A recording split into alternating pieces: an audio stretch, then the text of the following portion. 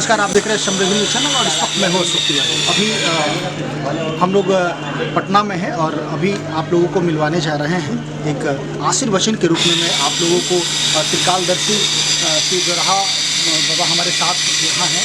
यहाँ पे तमाम लोगों को, तमाम भक्तजन भी यहाँ पे उपस्थित थे और आप जितने भी हमारे दर्शक हैं, आप लोगों को एक आशीर्वाद के स्वरूप या आशीर्वचन के स्वरूप बाबा से कुछ दो शब्द लेते हैं। नमन आपके चरणों में। तमाम दर्शक देख रहे हैं और एक आशीर्वचन के रूप में लोगों को क्या करना चाहिए?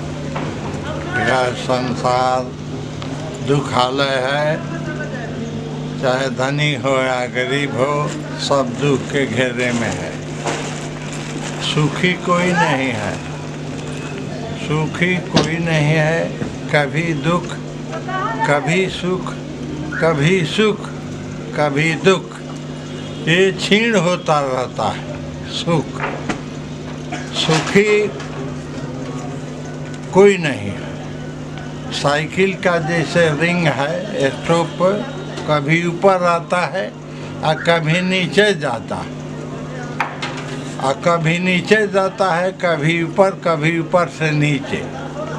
लेकिन हरि के भजन और हरि के नाम से जो सुख मिलता है वो सुख अवर्णीय है। ये सुख से वो सुख दूसरा है, वो किसी को नहीं मिलता। वो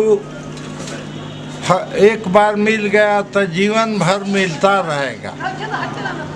भगवान के नाम का, भगवान कीर्तन से नज़दीक हो आ जाते हैं, और जो कीर्तन करता है उतारने लगते हैं। यदि ऐसा आदमी हो तो आ भी जाते हैं, नहीं तो अदृश्य रहते हैं लेकिन नज़दीक आ जाते हैं। अब रह गया कीर्तन सर्वव्यापी है। भजन कीर्तन का श्रेष्ठ अंग है। ये राम धुन है, हरि कृष्ण धुन है। कृष्ण और राम मेरे इष्ट हैं। अब रह गया कि कीर्तन जीवन भर होता रहता है। हमको भी अच्छा है। हमारे गुरुजी देवराहा बाबा थे, वे कीर्तन के बाहर नहीं आते थे।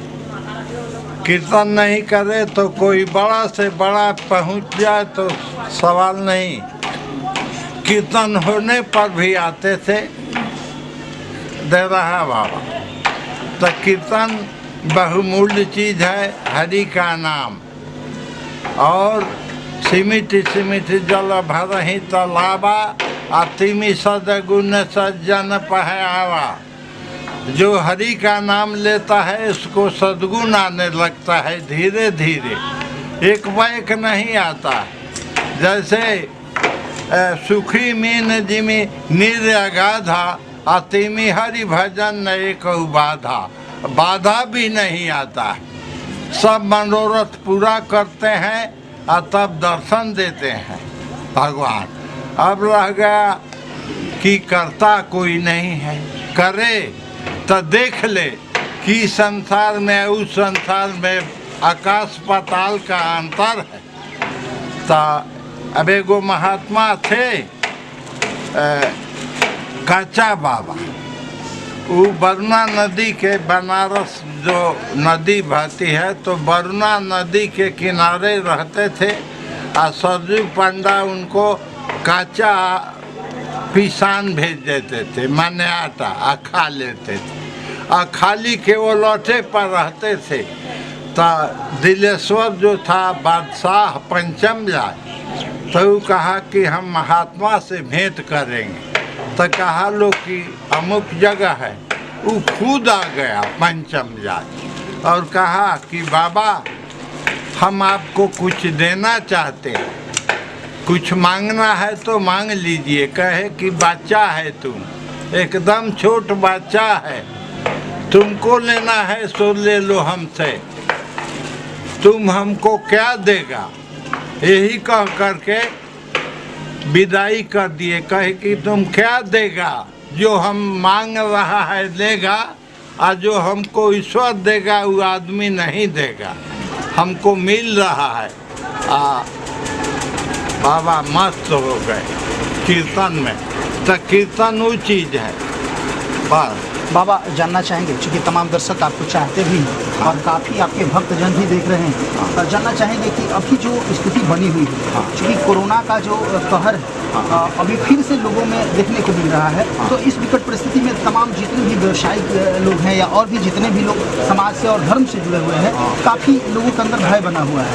हालांकि अभी वैक्सीन भी इसका आ चुका है, लेकिन फिर भी एक दिशा निर्देश की आप जैसे संत के जो सुनते हैं लोग जानते हैं, तो एक नया दृष्टिकोण मिलता है। आप क्या बताना चाहेंगे तमाम लोगों को? देखिए, बड़े बड़े शहर में प्रदूषण हो गया, गाड़ी घोड़ा चल रहा है, प्रदूषण हो गया है, आदमी बढ़ रहा है, प्रदूषण बड़े बड़े सारा विश्व में व्याप्त है कोरोना, लेकिन देहात में बहुत कम है।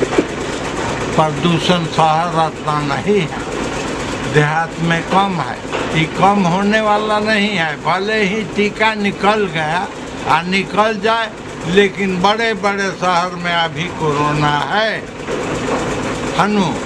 अब टीका निकलेगा एक और, तब आएगा तो धीरे धीरे ठीक होगा। अच्छा बाबा, जानना चाहेंगे, चूँकि तमाम जितने भी धर्म से जुड़े हुए लोग हैं, आप लोग यदि बात की जाए तो यज्ञ की बात होती है, तो यज्ञ से मानव जाति को क्या बेनिफिट हो सकता है? यज्ञ से देने का भाव होता है कि हमारे पास जो कुछ है भगवान को अर्पण कर दिया, देने वाली भावना उत्पन्न होती है और उससे भगवान पर प्रसन्न होते हैं। चलिए, बहुत बहुत धन्यवाद।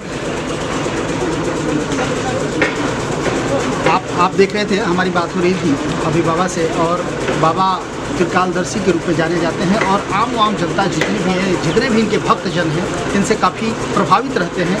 इन्होंने एक सुंदर मैसेज भी दिया है कि जो भी आप धर्म में आस्था रखते हैं या कोरोना से भी रिलेटेड, इन्होंने जो आप लोगों को एक मैसेज दिया कि कोरोना गांव देहात में तो नहीं है, और यदि बाहर की बात की जाए, ये जो भी वैक्सीन निकला हुआ है इससे भी कुछ नहीं होने वाला है, अपने आप को बचाना है।